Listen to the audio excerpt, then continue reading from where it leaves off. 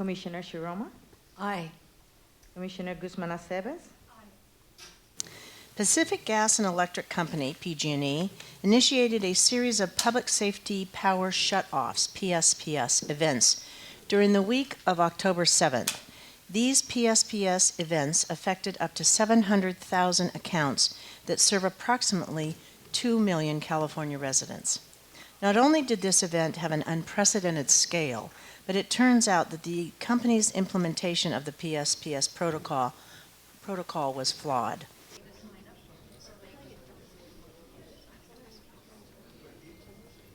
Failures in execution combined with the magnitude of this event created an unacceptable situation that should never be repeated and that requires scrutiny and correction when it's time, if that's appropriate.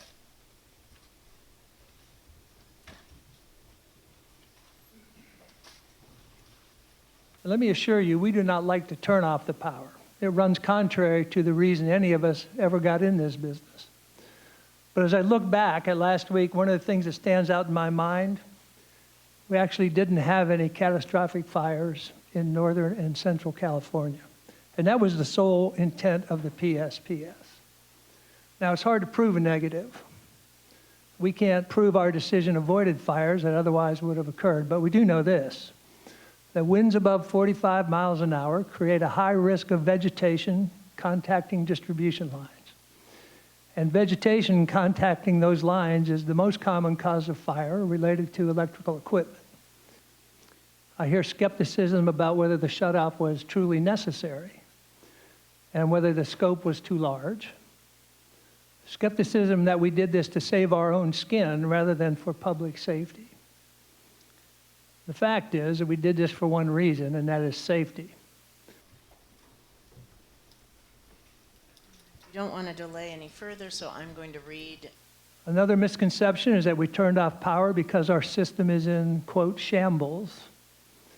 But actually our system is in the vast fire threat areas we serve is in pretty good shape. We know this because we just finished an unprecedented inspection and repair process.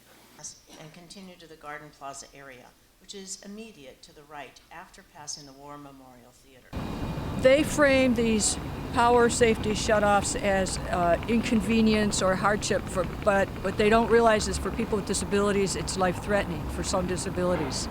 And the infrastructure they've set up is old, brittle, dirty, and dangerous, from the transmission lines to the urban areas where the infrastructure is no longer working, and we need them to get on board with a new infrastructure that's suitable for climate change, that's resilient and works for everyone.